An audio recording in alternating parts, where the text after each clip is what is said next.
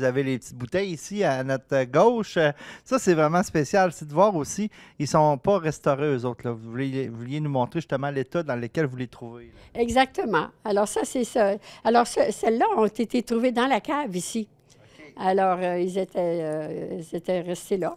Maintenant, M. Rochette, lorsqu'il a fait la rénovation de la maison, il a créé une autre cave.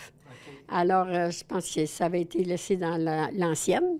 Et alors, la première cave était surtout des carrés à légumes, qu'on appelle. Et puis, bien, il y avait beaucoup de ces bouteilles-là qui sont surtout des médicaments. Et elles ont une certaine valeur pour nous parce que les noms de la compagnie sont là, les roches, et puis, enfin, on voit différentes imprimées dans le verre. OK, fait que là, détrompez-vous, c'est pas des alcools, c'est vraiment des médicaments. Non, mais je pense que l'autre était aussi bien à l'honneur ici. Ensuite de ça, dans les photos, c'est sûr qu'on ne peut pas tout passer. Il y a beaucoup de photos, mais je veux qu'on revienne sur les deux peintures de Saint-Denis-Garneau qui vous montrent justement le moulin, là. Oui, alors il a fait les deux bouts du moulin, le côté, on pourrait dire le côté sud et le côté nord. Et donc, d'un côté, il y a 4 étages, tout en pierre, tandis que l'autre côté, il y a une partie en bois. Et la grande roue, quand il peint le moulin, la grande roue est à l'extérieur. Alors, comme je vous expliquais tantôt, est-ce qu'elle avait été sortie? Non, elle n'aurait pas été sortie juste parce qu'elle était devenue vieille. Non, alors je pense qu'elle était à l'extérieur comme ça, mais là, je ne saurais pas expliquer le fonctionnement comme je vous disais tantôt. Aussi, j'ai vu que vous avez des belles photos d'une restauration que le ministère a fait ici, là. Oui, bien c'est ça, c'est que quand on m'a assisté pour faire la restauration des deux édifices, évidemment, j'ai aussi eu les soins d'un archéologue, Michel Gaumont. C'est lui qui, le premier, m'a donné une étude sur les deux, sur le séchoir et le moulin, pour que je la présente au ministère pour avoir ma subvention. Et puis, aussi, il nous a aidés un peu à identifier. Mais comme je vous disais, pour le moulin, c'était vraiment juste de vouloir récupérer le plus de pierres possible avant qu'on s'en serve ailleurs. Et vous avez aussi sorti des beaux cadeaux, des belles photos, soit du site à l'époque, des choses comme ça. Mais j'aimerais qu'on s'attarde sur celle-là ici, qui est vraiment magnifique. C'est une photo du bac là, de Sainte-Catherine. Je pense que j'ai jamais vu ça aussi. Avec du monde. Avec du monde. J'ai jamais vu ça aussi magnifique que ça. Il y en a eu partout des bacs, mais vraiment prise de même, c'est vraiment extraordinaire. Oui. Alors, voyez-vous, après Antoine, lorsqu'il est décédé en 1886, il laisse le manoir à son fils Arthur, qui va l'habiter jusqu'en 1903. Mais je dis l'habiter. Vous savez, tous ces gens-là avaient leur maison à Québec. Ouais. Alors, ils venaient ici surtout pour les fêtes à Noël et ils habitaient ici l'été, les fins de semaine, un peu comme les gens du Lac-Saint-Joseph ou des autres places estivales. Quand Arthur avait le manoir, il avait un gardien qui habitait ici avec sa femme et probablement 2 petits-enfants qu'on a sur une des photos. Alors, c'est une descendante, une des petites filles qui est sur la photo en 1903, qui est venue ici, qui avait au-dessus de 90 ans, et qui est venue me porter ces photos-là avec son fils. Alors, ce sont des Faubert. Faubert. Et puis, elle croyait que son père possédait le manoir. Alors, je lui ai dit non, madame, parce qu'à cause des titres, malheureusement, elle ne le possédait pas. Alors, tout candidement, quand elle a vu les photos, elle dit non. Elle dit, dans le genre de charrette dans lequel il se déplace, elle dit, c'était certainement pas le Seigneur. Alors, c'est un tombereau. Alors, elle a dit, en toute humilité, non, ça, c'est un tombereau. Elle dit, comme ça, elle dit, vous avez raison, ça devait être le gardien. Mais il venait ici, puis on voit que sa mère vient le visiter. Alors, c'est très agréable de voir cette famille-là réunie. Alors, chacun, dans la photo de famille, il y a 3 filles, et chacune une a un chat, l'autre a une oie, je crois, entre les jambes, tient une oie, et puis, alors, chacun, l'autre a le petit chien. Et puis, alors, le grand-père est debout et je crois qu'il tient un saumon dans les mains parce que vous savez qu'on pêchait. Puis, on a des photos d'eux, pêcheurs. Même les femmes sont sur le pont et elles ont leur canne. Et, alors, tout le monde pêchait à ce moment-là. Alors, avec tous les trésors qu'on a découverts ici, que vous avez, ça serait dommage en conclusion qu'on ne vous pose pas la question, allez-vous écrire quelque chose? Allez-vous faire quelque chose avec tout ça? C'est vraiment magnifique, il faudrait que ça reste à quelque part. Bien oui. Écoutez, pour les gens qui me connaissent, ils doivent avoir un peu l'impression que je dis n'importe quoi, mais non, je suis en grande recherche depuis plus de 20 ans.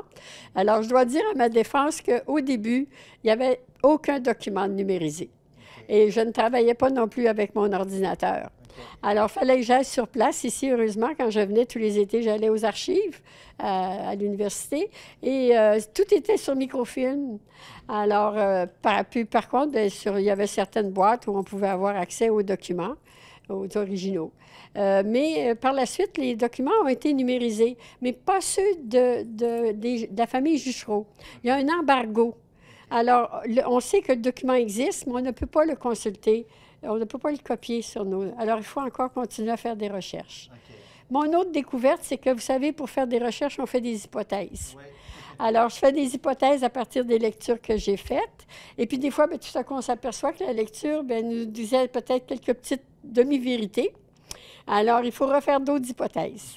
C'est comme le transport dont je viens vous parler, là, qu'on transportait le bois. Hein, on écarissait le bois, qu'on le transportait, et que l'hiver, on le transportait par bobsleigh avec des attelages de 2, 3 et 4 chevaux. Alors, ça a été écrit, ça, dans l'album du touriste. Alors, vous savez, il y a beaucoup de choses comme ça, et Pierre-Georges Roy a écrit plusieurs livres qui sont très intéressants, mais il faut tous les lire pour, de temps en temps, trouver quelque chose qui a trait à l'histoire que je veux raconter. Donc, vous pensez nous sortir ça quand? Je vais vous avertir, puis vous allez me faire un beau lancement de livre. Ben oui, ça va nous faire plaisir. On va être là, c'est sûr. Hey, merci beaucoup pour cette visite-là. C'est extraordinaire. Un beau voyage dans le temps.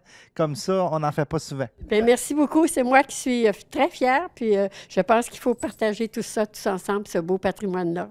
Merci beaucoup. Merci.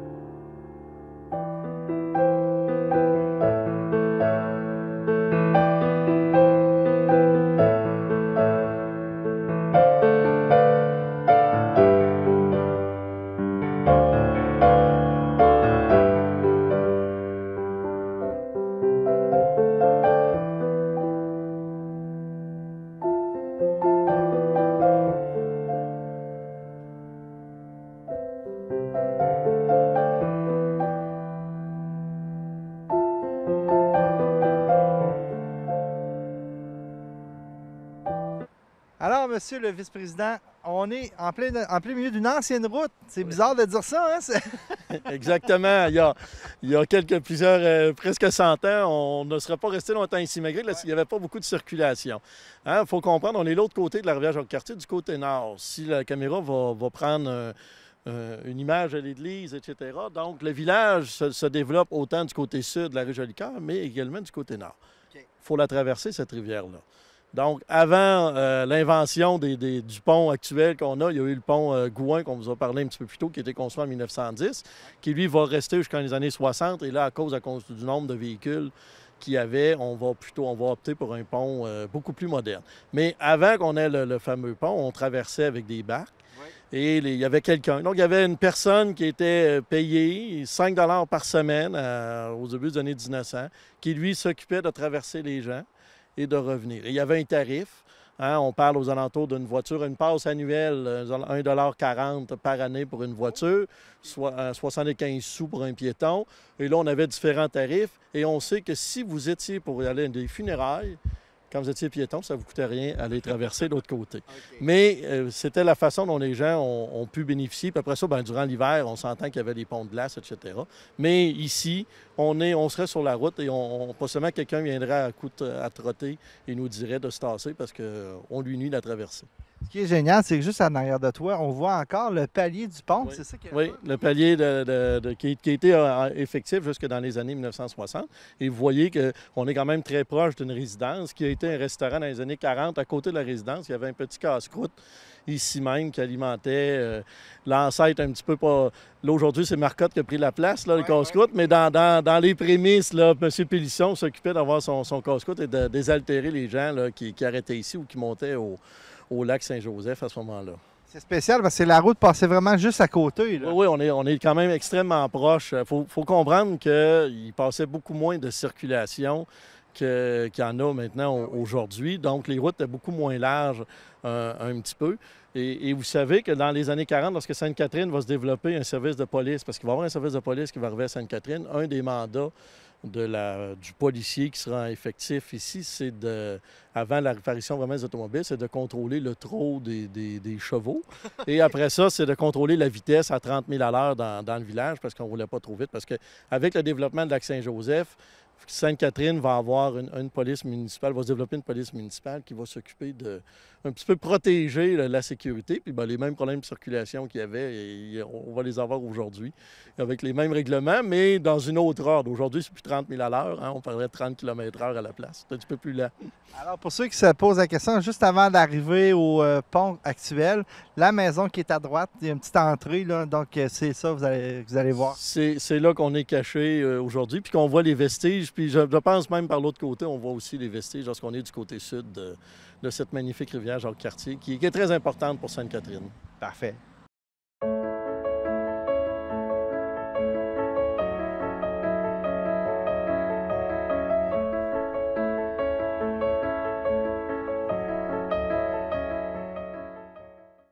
Alors, déjà rendu à la fin de notre voyage, Denis, ça a été vraiment magnifique, mais on n'a pas fini tout à fait.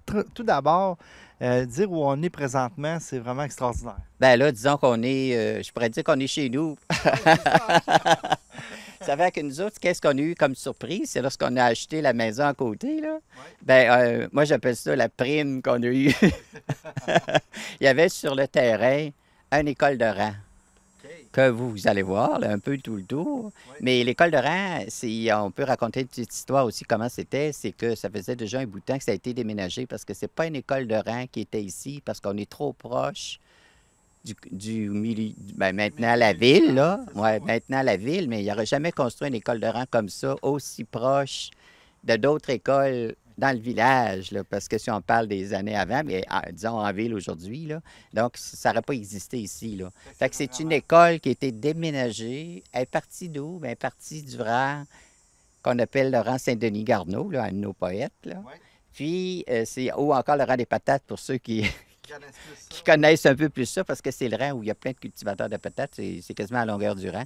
Fait que cette école-là était justement dans le milieu à peu près du rang, entre la limite de Pont-Rouge, puis le dessus de la côte de Sainte-Catherine, quand on monte la côte à Moïse, qui appelle. Okay. C'est un méchant voyage. Hein, c'est 2000, parce que les écoles de rang, règle générale, puis c'était valide là, pour à peu près toutes les écoles de rang implantées au Québec, c'était chaque barre, c'était dans le rang, il y en avait une par rang, puis ça couvrait là, à peu près 1000. 1000 chaque barre. Est-ce que quand vous l'avez eu, c'était à rafistoler? Là, quand on est arrivé, là, c'était un édifice que ça faisait... Je ne sais pas exactement en quelle année qu'ils l'ont déménagé, mais c'est début des années 50 à peu près. Okay. Puis c'est sûr qu'elle était installée sur des pilotis ici depuis le temps qu'ils l'avaient déménagé. Là. Mais là, sur des pilotis...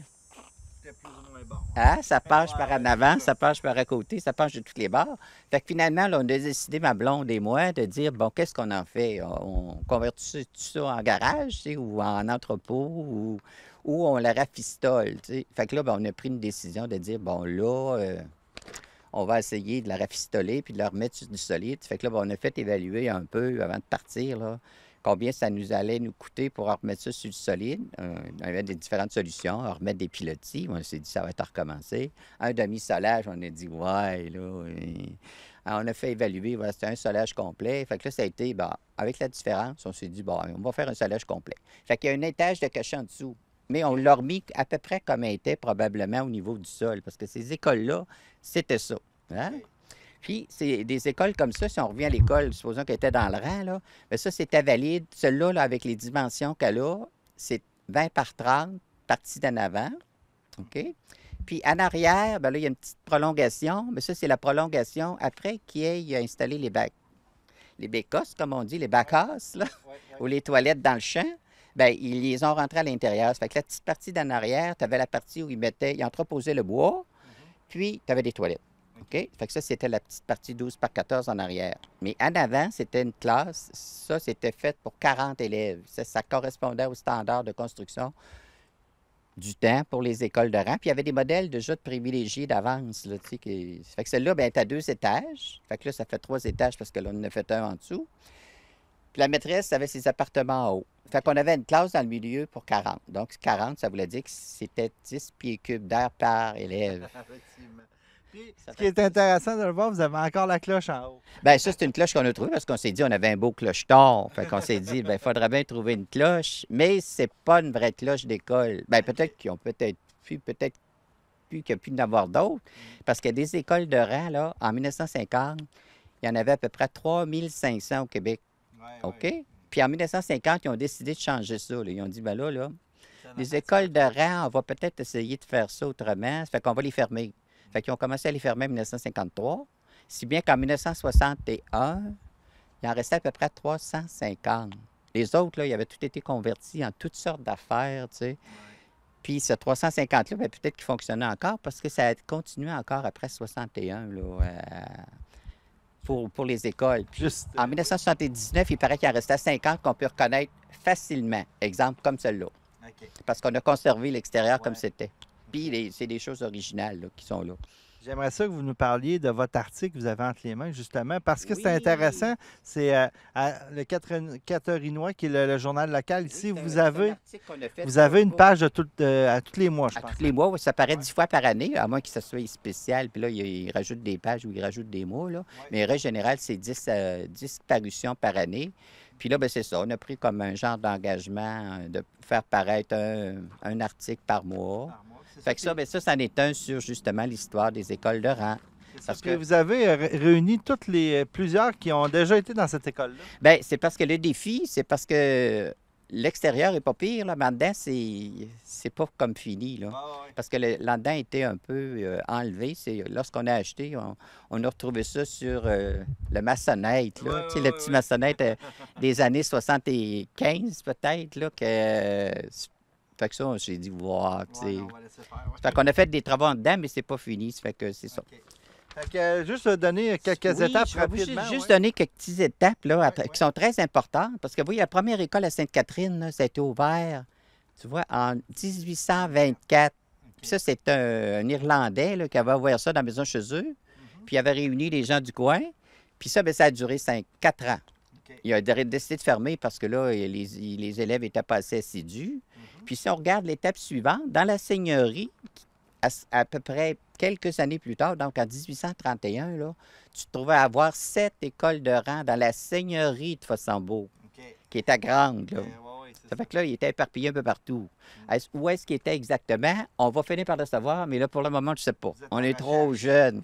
On est trop jeunes. Mais il y a des points intéressants, parce que, regarde, si 1840, là, il y avait 5 des enfants au Québec qui allaient à l'école. Les autres, là, ils n'y allaient pas. Oui. Après ça, bien, une autre étape importante aussi qu'on mentionne, en 1851, c'était les inspecteurs qui ont été mis là, parce que les autres avaient comme mission d'évaluer les institutrices ou les maîtresses d'école, de choisir les programmes, etc. Donc, c'est eux autres qui menaient, si tu veux. Après ça, bien, un autre facteur très important aussi qui est apparu, là, il y avait une école spéciale aussi qui a été installée dans le village à ce moment-là, ou dans la paroisse, c'était mieux. C'était une école là, c'était l'école numéro 1. Ils ont décidé de la diviser en 2, puis faire comme une école ordinaire, puis aussi faire une école modèle. agrandi. Qu'est-ce que ça voulait dire, l'école modèle, dans le temps? On ne le sait pas non plus. Peut-être qu'on va finir par le savoir. Après ça, bien là, d'autres étapes importantes, ça a été là, la loi qui est venue dire en 1943, tous les jeunes sont obligés d'aller à l'école jusqu'à 14 ans, à partir de 6 ans à 14 ans. Fait que ça a changé plein d'affaires aussi. Oui. Après ça, bien là, si on s'en vient un peu plus... Les écoles de rang. Oui, qu'on parlait c'est la fin des écoles, là, qu'on a parlé un peu tantôt, là, en 1950, ils décident là, qu'on va en fermer. Il y en a 3500 à ce moment-là. En 61, il en reste 50. En 61, excuse, il en reste 500. Puis en 79, bien, il en reste à peu près 50 qu'on peut identifier facilement. Qui peuvent servir, exemple, comme celle-là, à un moment donné, ils en cherchaient une pour la carte du ministre, là. Ouais. Ben, ils ont décidé de prendre celle-là parce qu'ils n'avaient pas trouvé d'autres qui étaient aussi représentatives. Ça fait que ça a été celle-là qui a servi comme carte là, de Noël au ministre. La condition, ben, j'ai dit, moi là, je vous donne la permission, mais à condition que vous m'en envoyez une. Ben, Fait que c'est ça. Fait qu'en gros, c'est ça pour les écoles de rang. Ça fait que Ouais. c'est sûr, j'ai passé vite, là, mais Ouais. parce qu'il y aurait plein d'affaires à dire. Le rôle des profs, comment ça se déroulait en dedans, parce que là, c'était de la première à 7e année, là. C'était pas comme aujourd'hui, c'était juste la première, juste la deuxième. Oui, parce qu'on a un petit dernier volet à faire, c'est au niveau de la CEPAC, ce qu'on appelle du chaîné, bien sûr, avant. On a quelques belles photos qu'on aimerait ça montrer parce que vous Ça va avez... vraiment être juste un aperçu. Oui, juste un parce aperçu, que, oui. Moi, j'aurais... Juste pour raconter l'histoire de Duchesnay, parce que c'est quand même une histoire qui s'est passé beaucoup de choses. Pour apprendre à une autre émission. Ah, plus qu'une, je pense, plus qu'une. Fait que si je résume en gros, là, ça a été fondé à Berthierville. Ils ont commencé à l'extérieur. Puis même, on pourrait partir même un peu plus loin, vers les années 1900, là. C'est qu'au niveau foresterie, avant 1900, ça ne faisait pas grand-chose. C'est à peu près dans ce moment-là là, que les gens ont dit, bien, il faudrait peut-être former du monde hein, pour venir nous dire comment s'occuper de la forêt au Québec, là, etc. Fait que c'est là que les gens ont commencé à réfléchir. Il y en a qui sont allés étudier aux États-Unis, ils sont revenus. Au début des années 1900, ils ont fondé la faculté de foresterie je ne sais pas si c'était géodésie dans ce temps-là, mais ils appelaient peut-être ça arpentage. Oui, Mais en tout cas, c'était la faculté de foresterie. Puis c'est à partir de ça que ces gens-là ont eu d'autres idées. Ils ont dit, bien là, maintenant, nous autres, on est là pour s'occuper de la théorie, puis des études, puis ces affaires-là, bien, ça nous prendrait du monde sur le terrain pour s'occuper des gens qui coupent les arbres puis qui font 56 000 affaires. Fait qu'il y aurait une première période là, qui serait ça. Là. Ce serait de dire comment est-ce qu'ils sont organisés pour partir la formation des gardes forestiers, des gardes forestiers. Là. Ça a commencé dans quelle année, Duchesnay? Bien, à Duchesnay, tu vois, ça a commencé en 1935. OK. Mais il y avait déjà 12 ans de fête à Berthierville, parce qu'ils ont commencé à Berthierville, vraiment. Puis à Duchesnay, bien, quand ils sont arrivés là, bien là, ils ont utilisé un peu ce qu'il y avait sur place, puis ils ont commencé à construire aussi des bâtisses. Là. C'est devenu presque un village. Fait que là, si je résume, du moment où ils sont arrivés, aller jusqu'au moment où ça a changé beaucoup, c'est devenu comme pratiquement un village. Tu sais. Bien, ça date là, c'est du tout début, probablement. Ouais, je ne pourrais pas mais dire la date exacte parce que tu vois, il n'y a pas de série. Mais la série, à ce moment-là, n'était pas non plus sur le bord de l'Ontaridie, là. OK. Elle était plus à l'intérieur parce que c'était la série des Kennedy qu'ils utilisaient. Parce que les Kennedy avaient parti une série.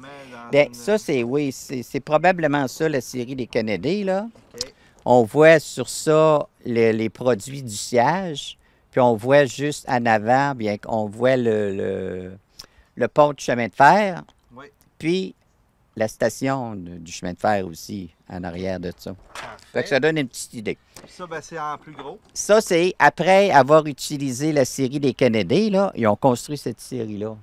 C'est un genre de série école ou... Ah oui, c'est une série école. Oui, c'est ça. Fait que ça, on pourrait dire, si on compte la série des Kennedy, ça, on pourrait dire que c'est la deuxième.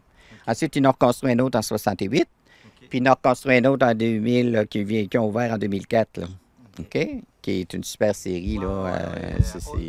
Fait que ça, vous voyez, il y avait un pavillon, même le curé, il y avait encore un curé en 1974, puis il demeurait dans une de ces bâtisses-là, là, où la chapelle était déménagée à l'étage du milieu. Mais il était un temps, c'était ça qui était la chapelle de Duchesnay. C'était un étage complet pour les étudiants qui étaient là, parce qu'il y avait beaucoup d'étudiants de Duchesnay là, pour les gardes forestiers. Puis, c'était pas juste garde forestier, c'était mesureur, classeur, affûteur, scieur, etc. Là. C'est sûr que depuis ce temps-là, il s'est rajouté d'autres affaires. Puis, ça a été transformé aussi parce qu'en 68, 68, 70, et peut-être même à partir de 64, parce que 64, le ministère de l'Éducation là, a été fondé. Puis là, ben, ils ont décidé de reprendre tout ce qu'ils faisaient comme enseignement. Là. Fait qu'ils ont décidé aussi de reprendre ce qui s'enseignait à Duchesnay. Fait que c'est là que ça a amené un changement. Fait que là, qu'est-ce qui est arrivé à Duchesnay, qu'on pourrait aussi illustrer dans d'autres émissions, c'est... Ils ont dit, bien, qu'est-ce qu'on va faire? C'était déjà parti, ils faisaient déjà de la recherche, là, au niveau de toutes les sciences de la foresterie. Mais là, ils ont dit, on va accentuer ça, là, en faisant toutes sortes de travaux en forêt, là. Puis là, c'est sûr aussi que la forêt avait été, là, le territoire avait été agrandi, parce qu'au début, c'était pas, là, aussi grand que ça, Duchesnay, là, en termes de superficie forestière. C'était tout petit en bas, là. Puis avec le temps, c'est devenu plus gros, plus gros, plus gros, là. Ça a changé comme 3 fois de grosseur, là. Puis plus ça allait, plus ça grossissait. Puis en terminant, j'avais le goût de vous amener sur le fait qu'on a séparé aussi le volet touristique du volet Ben oui, ça, c'est arrivé plus tard, une autre étape, là, parce que l'enseignement de la foresterie, comme on en parlait tantôt, là, après ça, les agents de conservation de faune sont venus se greffer dans les années 79-80 à peu près. Puis après ça, bien là, le centre aussi, ils ont ouvert un centre pour l'accueil du public. Là. Au début, c'était un centre écologique. Après ça, un centre d'interprétation de nature. Puis quelques années plus tard, c'est devenu centre éducatif forestier avec comme moyen, deux gros moyens, là, le ski de fond, puis aussi les sentiers d'été. Puis aussi, pour les sentiers d'été, c'était surtout les programmes scolaires. Là. On y avait des clientèles bien visées. Là. C'était 4, 5, 6. Puis après ça, bien, il y avait les profs pour des stages. Il y avait des classes nature pour une durée d'une semaine. Il y avait des frais aussi un petit peu, là, mais c'était pas énorme non plus. Puis là, bien, les gens pouvaient venir là, vivre ces activités éducatives. Là, c'est ça. Ben, merci beaucoup. Ça fait 3 ans que vous êtes là, puis c'est déjà hyper dynamique. Moi, je vous souhaite encore longue vie, ben des années de société. Ben, là, on se taquine souvent en disant qu'on va finir par tout savoir, mais là, je ne sais pas si ça va être vrai, mais en tout cas, on apprend de jour en jour. Encore de la recherche, je pense, à faire. Oui, parce qu'à chaque fois qu'on a recherche, c'est comme on a entendu tantôt, là, plus on en recherche, plus on se pose des questions, puis on réalise que des fois, ce qui est écrit ou ce qui est rapporté, bien, des fois, c'est vrai, des fois, c'est un peu vrai, puis des fois, c'est pas vrai pantoute. C'est autre chose.